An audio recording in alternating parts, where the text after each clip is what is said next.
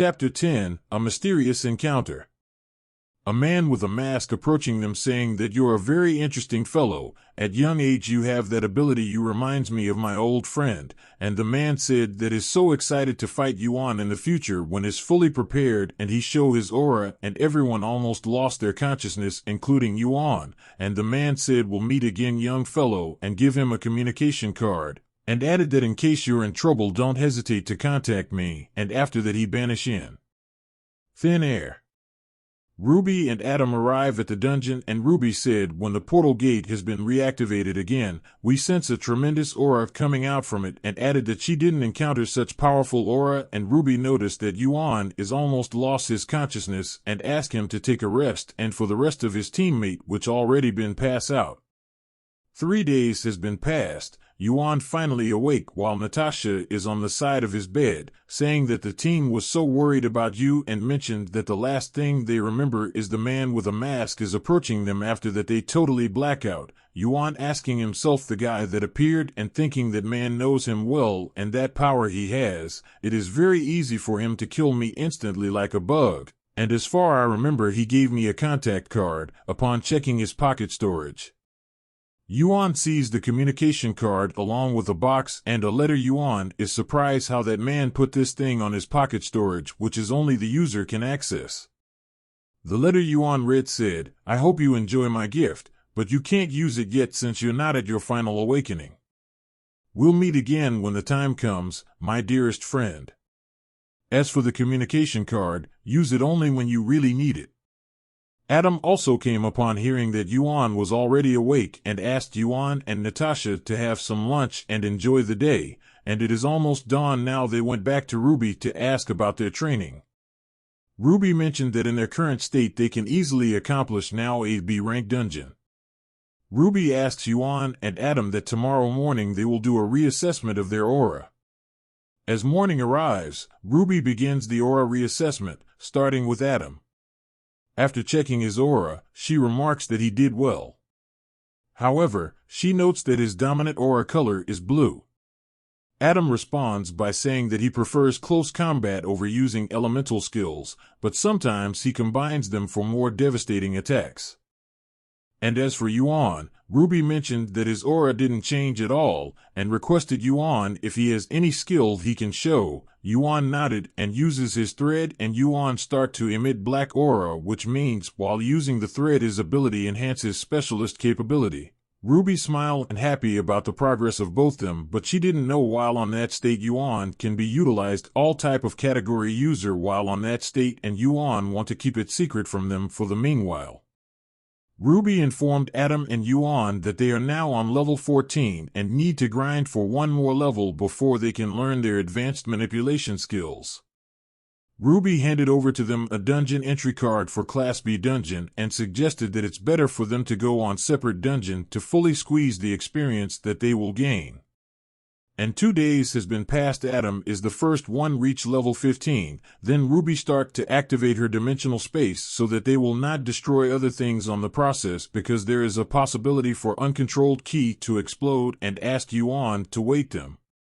Then Ruby start to pour her key to Adam to trigger the activation of his second awakening. Then Adam veins start to glow and start to shout because of the pain sensation that his body is going to explode. Ruby asked Adam if he can still continue. Adam said it's fine, I will endure the pain. Then a huge explosion happened and Adam already activated his second awakening. His hair turned into thunder-like appearance and electricity twirling on his body. Ruby is amazed how cool Adam transformation is, and Adam asked Ruby if he can see her transformation. Ruby answered, no need, you will run when you see my transformation. And after that she laughed and both of them get back to Yuan, and Ruby tell to both of them to take their rest now. The following day, it was Yuan's turn to reach level 15. As they were in Ruby's dimensional space, she began channeling her ki to Yuan, causing his body to emit a glow. However, unlike Adam, Yuan did not feel any pain. Ruby was puzzled, as she realized that Yuan was both a specialist and enhancer, yet there was no clashing of ki. It seemed that his body could handle multiple activations simultaneously, which was an intriguing discovery for Ruby. Yuan received a notification stating that his basic skills, such as unique skills, senses, and flow, would be removed, and that his thread mastery enhancement would inherit all of the removed skills and become part of the skill when activated. Yuan received another notification which read, Advanced Aura Ability Initiating. Ruby instructed him to concentrate and visualize what he will see during the trial, reminding him that it's just an illusion and he should remain composed. As Yuan was in the illusionary realm, he witnessed his former self fighting with intense anger. It was a memory that Yuan didn't recall experiencing, and as he was processing what he was seeing, a young boy approached him and asked if he remembered his past while he was still alive. Yuan was skeptical and wondered how he could have been so powerful and when he started wearing armor. The boy replied that he would know in due time and explained that they were following his wishes as requested by the goddess. This only added to Yuan's confusion, and he asked the boy about the goddess. The child simply smiled and said it was time to return. Yuan pleaded with him to wait, but it was too late. Yuan returned to reality, and a notification appeared, indicating that a condition had been met and a conditional ability had been activated.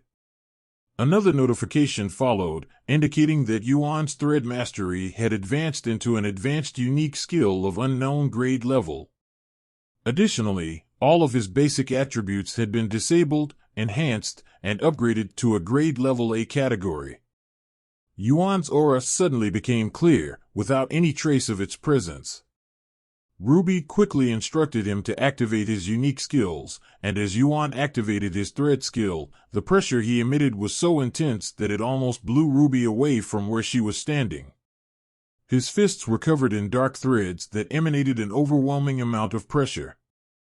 Ruby was in shock and thought to herself, is he really this strong at his current stage? Now, I can say he can match me in a fight. Ruby asked Yuan if they could spar, to which Yuan responded, sure, I want to try out this new power too. Ruby activated her aura and employed her rift skill, which allowed her to create a rift and teleport her attacks directly to her opponents. Meanwhile, Yuan enveloped his body in threads and enhanced them with his aura, giving him the ability to see the dimensional rift that Ruby had created. With his foresight, he could easily dodge the attack, and he was now able to sense his opponent's ki flow as well.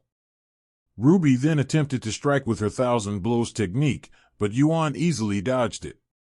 Impressed, Ruby commented on how much Yuan had improved since his second awakening and suggested that he try to evade her next attack. She employed her demi-skill, which created a powerful gravity spell that could pull and crush her enemies' bodies. It was one of her most potent attacks. Yuan activated his advanced ability to further enhance his abilities, causing his body to be covered in a dark suit and his brown hair to take on a dark, flame-like appearance.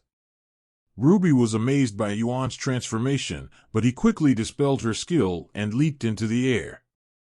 While airborne, Yuan cast his skill Ground Zero, which transformed the dimensional area created by Ruby into a hollow space.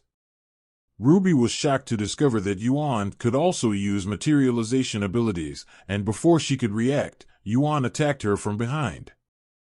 Even though Ruby had cast Resist Aura to defend herself, Yuan's attack broke her arms.